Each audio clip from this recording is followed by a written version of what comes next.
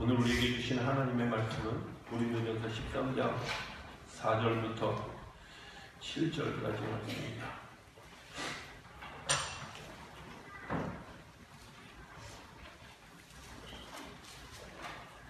고린도전서 13장 4절부터 7절까지 말씀, 이 계시의 말씀을 공독하는 동안에 살아계신 하나님의 음성을 친히 들으실 수 있게 되길 바랍니다. 사랑을 오래 참고 사랑을 온유하며 시기하지 아니하며 사랑은 자랑하지 아니하며 교만하지 아니하며 무례히 행하지 아니하며 자기의 유익을 구하지 아니하며 성내지 아니하며 악한 것을 생각하지 아니하며 불의를 기뻐하지 아니하며 진리와 함께 기뻐하고 모든 것을 참으며 모든 것을 믿으며 모든 것을 바라며 모든 것을 견디느니라. 아멘.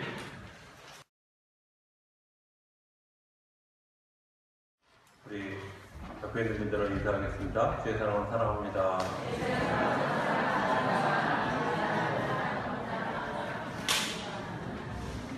한 번 더 하겠습니다. 같이 예배하기는 행복합니다.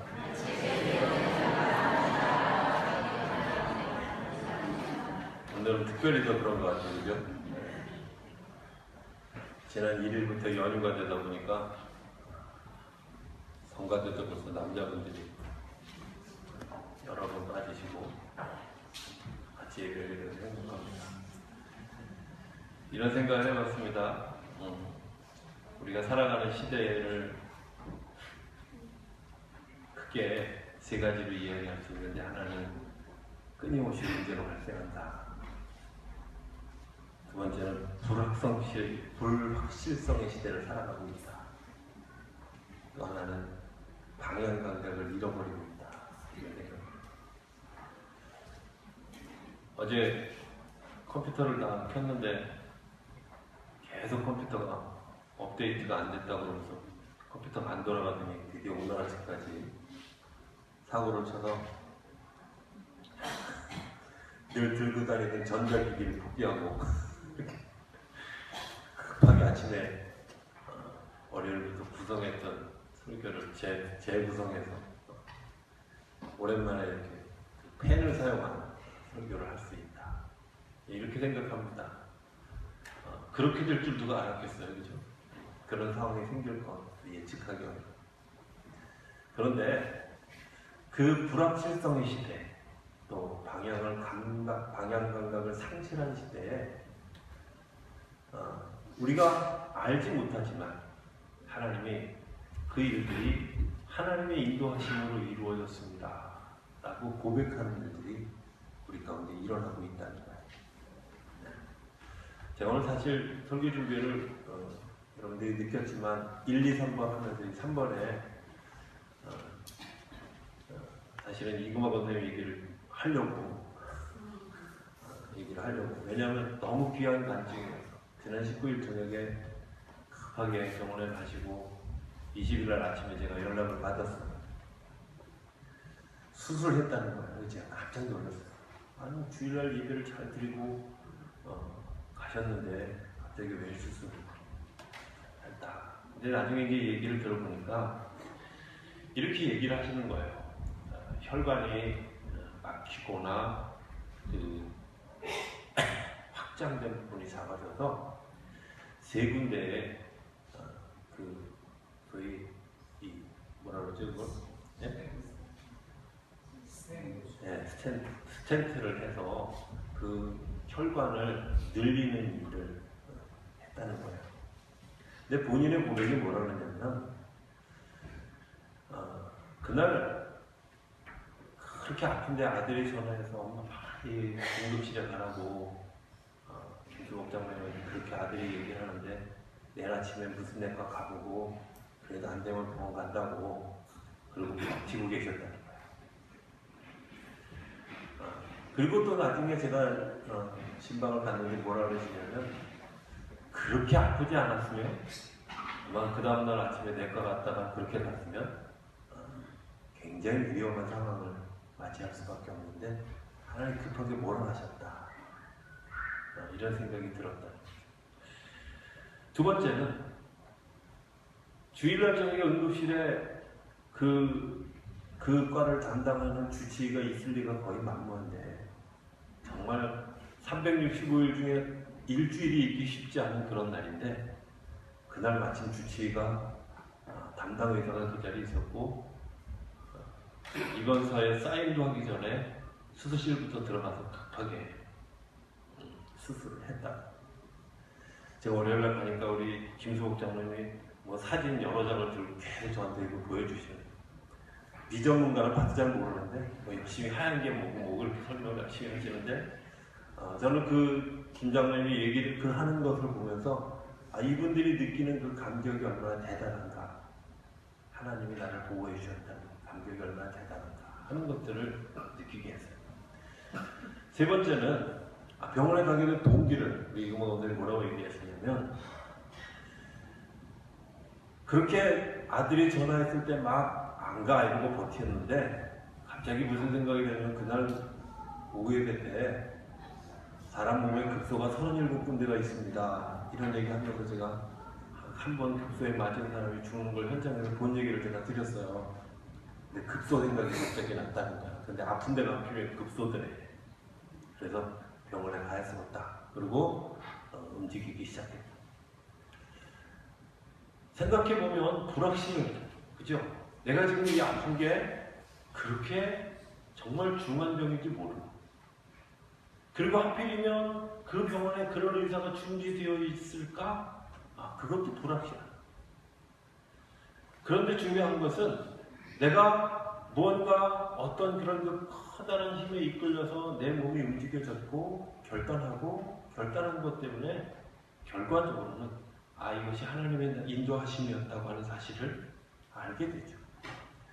그런데 그런가 하면 분명히 사인이 오는데도 불구하고 그것을 방치했다가 정말 돌아올 수 없는 절망 가운데 빠지는 사람들도 수없이 많이 경험하게 된다. 똑같은 병을 앓고 있는 사람, 어쩌면 더 경한 상태에 있었음에도 불구하고 그 시기를 놓친 것 때문에, 그 타이밍을 놓친 것 때문에 자기 삶에 커다란 후회할 일들을 만드는 일들을 우리가 하고 있다고 하는 사실을 생각해 보면 오늘 우리가 가지고 있는 이런 문제, 불확실성, 방향 감각을 상실한 이런 문제들이 얼마나 위험한 일인가 하는 것을 알게 된다는 겁니다. 요즘에 텔레비전을 보면 건강에 대한 얘기를 하면서 비타민이 결핍된, 햇빛을 안 쬐면 비타민 D가 모자르고, 뭐가 A가 모자르고, C가 모자르고 이렇게 여러 얘기합니다. 여러분들 우리 몸이 사실은 뭔가 영양의 균형을 잃어버리면 우리 삶이 아주 작은 것에서부터 어려움이 오죠. 그리고 그 어려움 때문에 몸을 가눌 수 없는 그런 어려운 상황을 직면하게 됩니다. 그런데 그 많은 영양소의 균형을 요구하는 게 뭐냐? 비타민입니다. 또 우리가 정신적인 문제를 가지고 이 정신적인 문제를 해결해 가는 데 있어서 굉장히 중요한 게 뭐냐면 멘탈입니다. 내가 어떤 생각을 하고 있는가. 그렇죠? 모든 것들에 대해서 정말 내가 이렇게 받아들이려고 하지 않고 다 거부하는 사람들의 멘탈과 모든 것을 다 수용하는 사람들의 멘탈은 굉장히 다릅니다.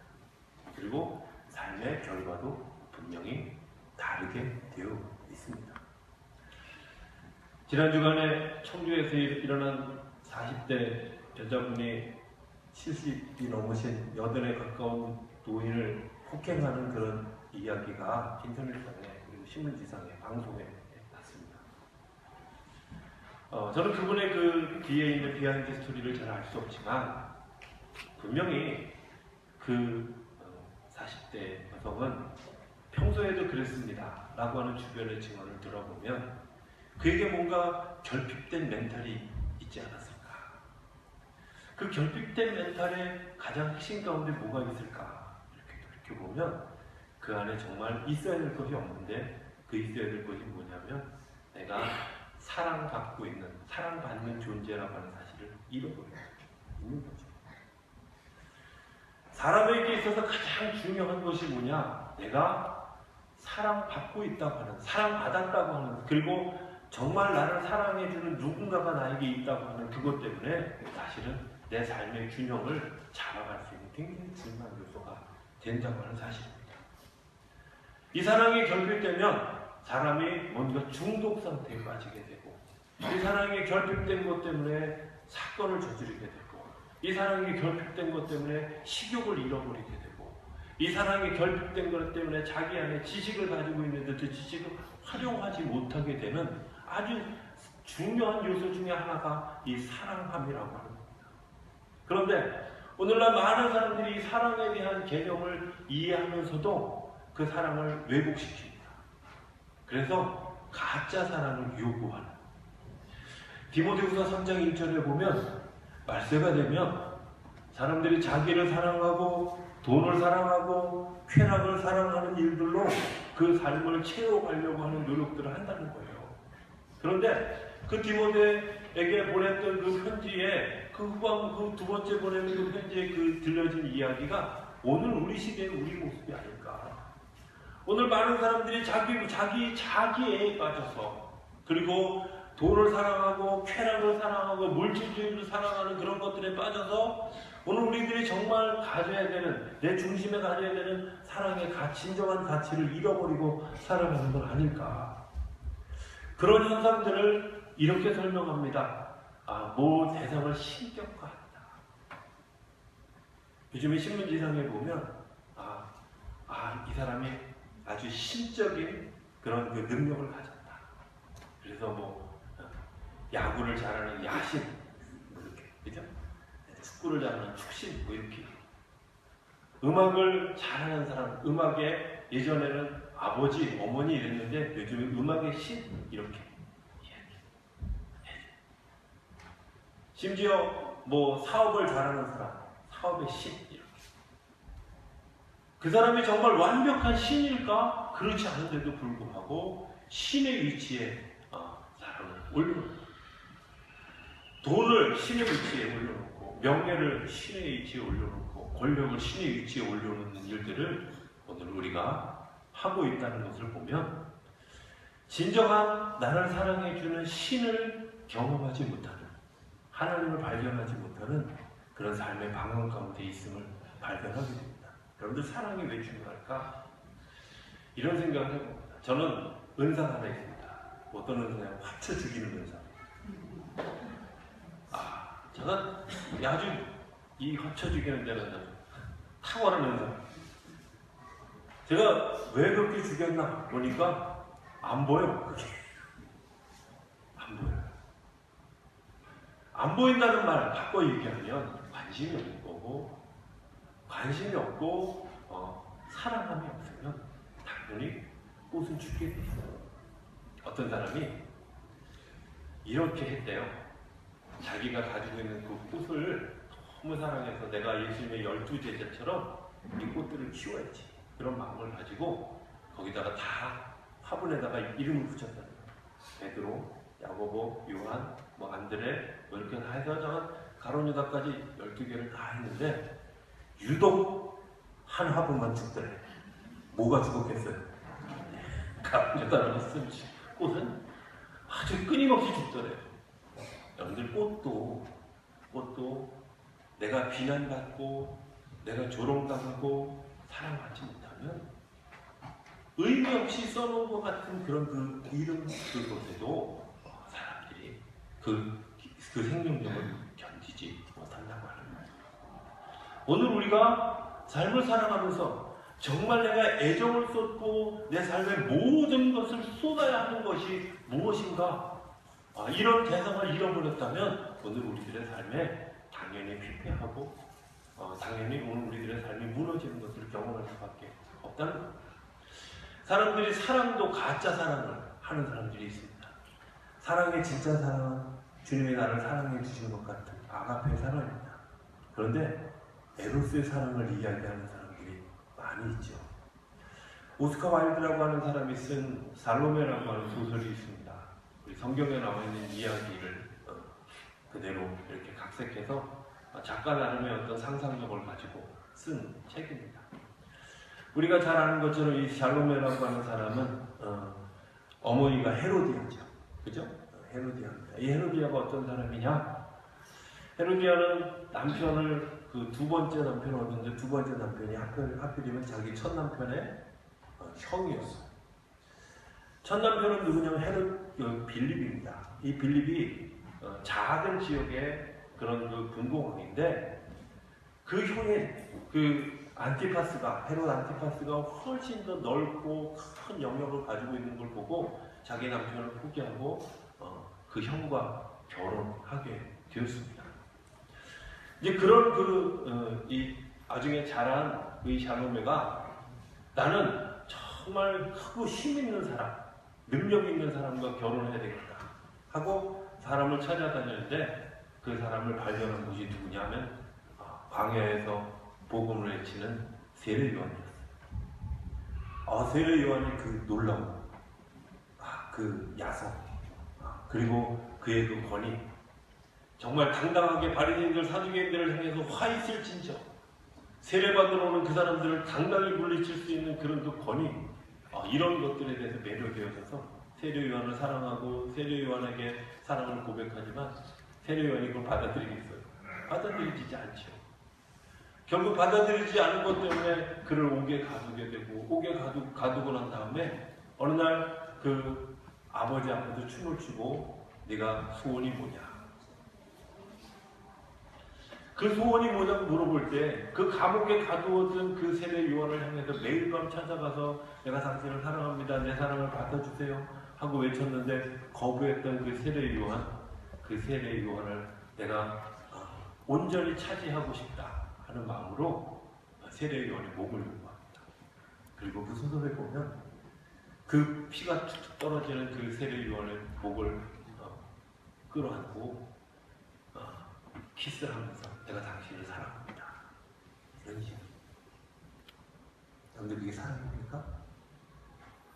오늘날 수많은 사람들이 내가 사랑한다고 하는 사랑을 이야기하면서 이기적이고 자기중심적인 그런 사랑을 하고 있는 모습을 우리가 보게 된다고 하는 겁니다. 사랑은 하나님께로부터 주어진 것입니다. 그것이 진짜입니다. 사랑은 어떤 의미에서 선물입니다. 요한일서 3장 14절에 보면 형제를 사랑하는 사람은 사망에서 생명으로 옮겨져 가지만 형제를 사랑하는 것을 포기하는 사람은 사망에 머물러 있을 수밖에 없다. 세 가지를 발견하게 되는데요. 하나는 사랑하고 있는 사람은 행복합니다. 또 하나는 사랑받는 대상도 행복합니다. 또 다른 하나는 사랑하고 사랑받고 있는 공동체는 끊임없이 생명력을 가지게 된다고 하는 겁니다. 그런데 요한일서 3장 16절은 그걸 뭐라고 얘기하냐면 그 사랑의 근원이 어디서 되어졌냐? 그가 목숨을 버림으로 우리가 사랑을 알았다. 내게 어느 날 처음부터 주어진 것이 아니라 주님께서 나를 위해서 목숨을 버려주신 것 때문에 내가 사랑을 알게 되어졌다. 여러분들 우리가 바라보고 경험하고 그리고 그것을 따라가야 되어지는 굉장히 중요한 사랑은 뭐냐? 그것은 주님께서 우리에게 가르쳐 주신 겁니다. 주님께서 우리에게 보여주신 겁니다. 주님께서 우리에게 가르쳐 주신 겁니다. 그걸 내가 따라갑니다. 오늘 성경에는 사랑에 대한 이야기가 나와 있습니다. 저는 제가 이제까지 목회하면서 단 한 번도 고린도전서 13장을 가지고 설교를 했던 기억이 없어요. 왜?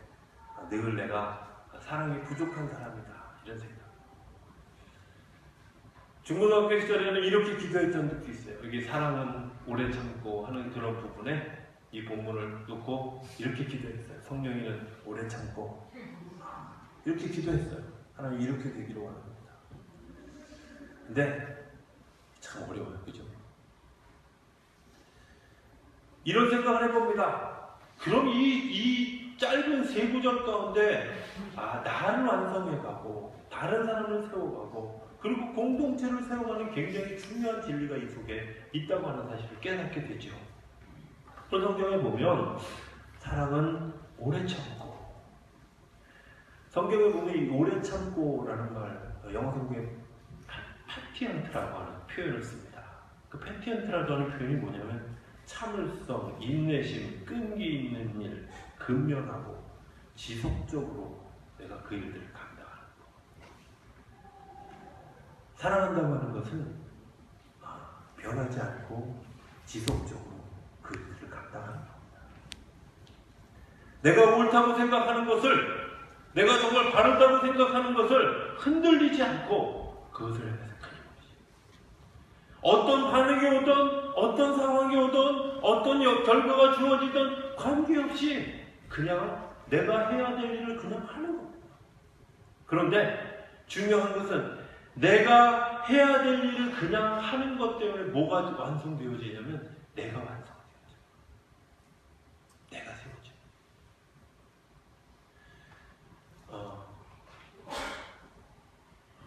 저는 가끔 우리 신부님들이나 스님들한테, 특별히 신부님들한테 그런 얘기 자주 해요. 신분을 가지고 있는 분들한테. 제발 니네들 가정교육에 관한 책 좀 쓰지 마라. 제가 이렇게 얘기합니다. 왜? 그분들이 이런 거 알아요. 그 여우 같은 마누라하고 토끼 같은 색시가 가지고 있는 그 속에 숨겨져 있는 그 고통, 끊임없이 주어지는 그 고통을 경험해 본 적이 없는 분들 있잖아요. 왜 혼자 사니까. 이해하시나요? 결혼한 분들은 이해하잖아요. 그죠? 네. 제가 어느 날 어떤 분을 위해서 기도하는데 하나님이 이렇게 전달하라고 이렇게 아주 그 사이 너무 놀랐어.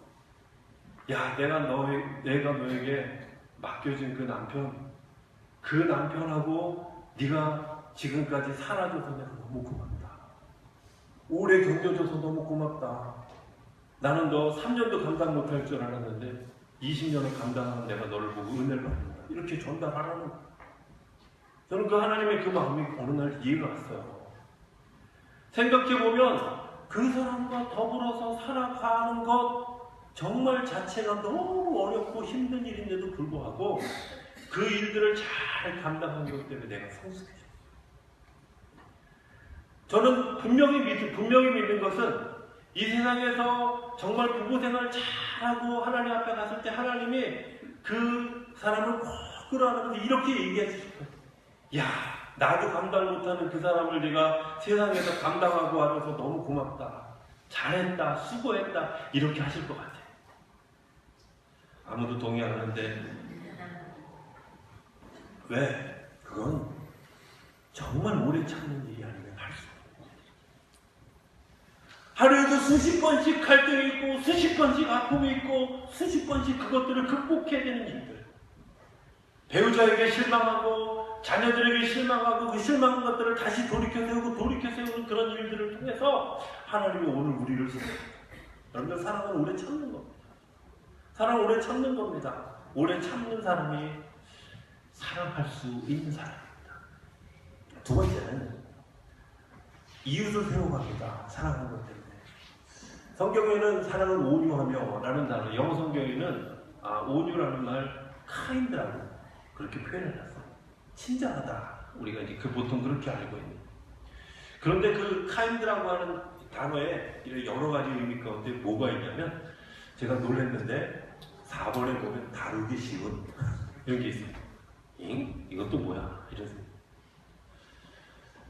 어떤 사람이 사랑하는 사람이냐면 다른 사람이 만만하게 볼 수 있는 사람이 사랑하는 사람이에요. 여러분들 집에서 자녀들에게 물어봐요. 엄마가 더 만만해? 아빠가 더 만만해? 이렇게 물어보면 10중 8구는요.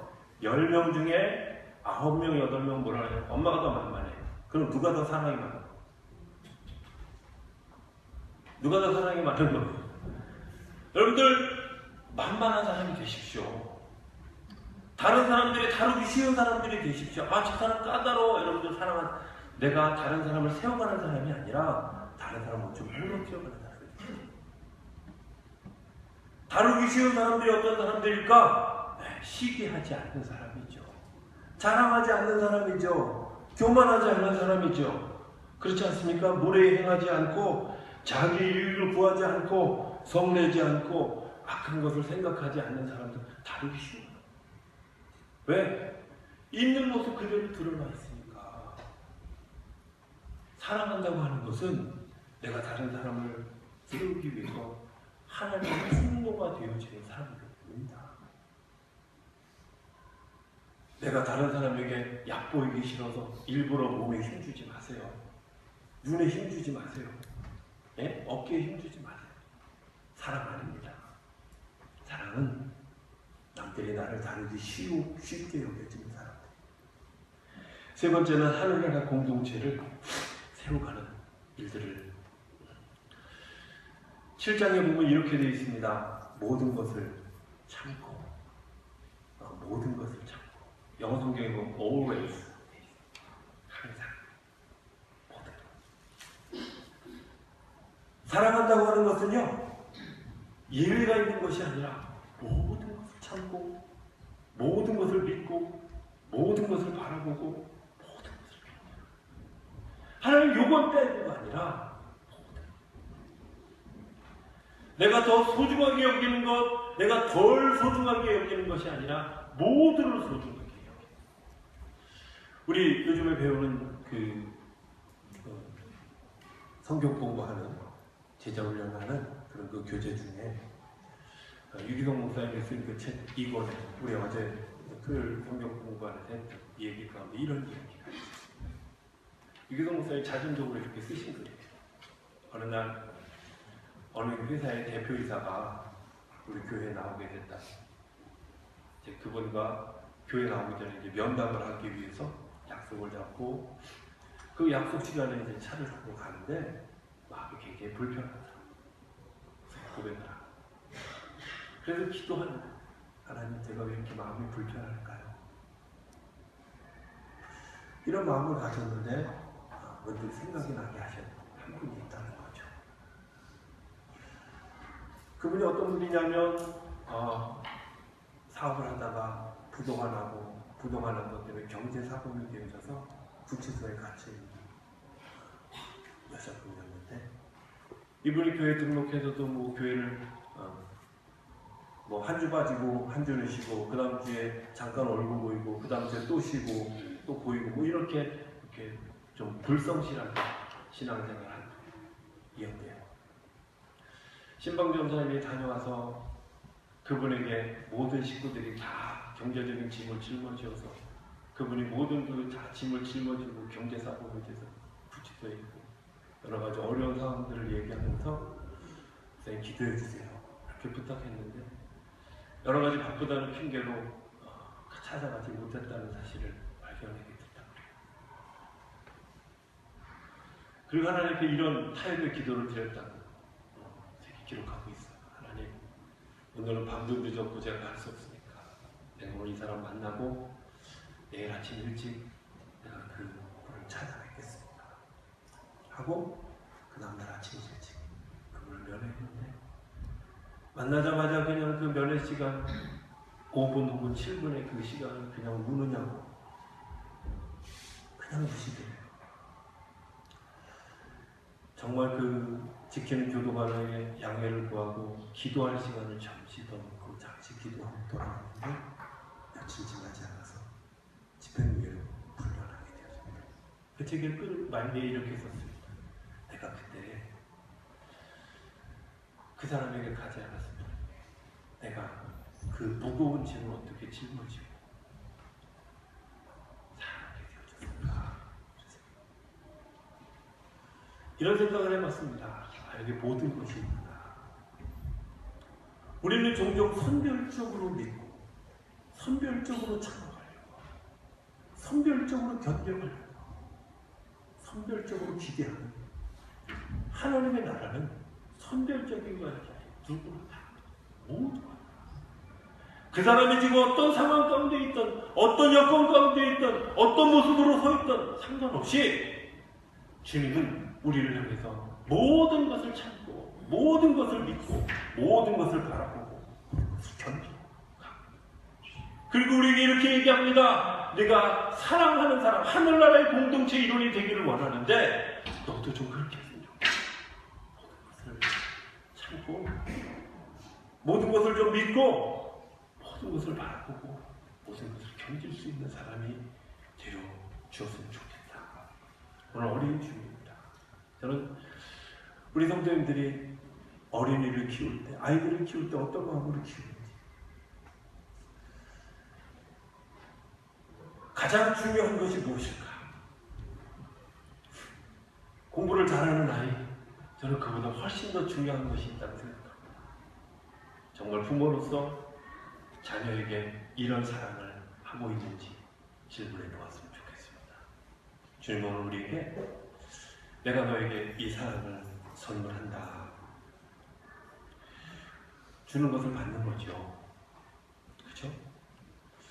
저는 주님께서 오늘 우리에게 나눠주신 성찬의 의미도 그렇다고 생각합니다. 주님께서 나에게 주시는 것을 받는 겁니다.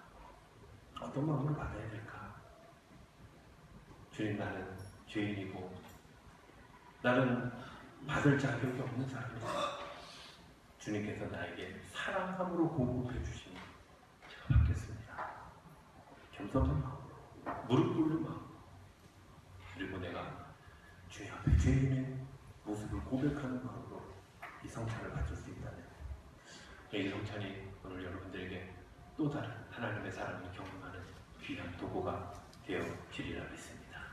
그리고 이 성찬을 통해서 하나님의 그 거룩한 부활의 능력을 경험하는 그런 또 다른 통로를 만들어가는 일에 쓰인다는 저 여러분들의 삶이 되어줄 수 있게 되기를 주님을 축복합니다. 우리 이 시간 한 2분 동안 주님, 제가 받을 자격 없지만 주님께서 나에게 베풀어 주신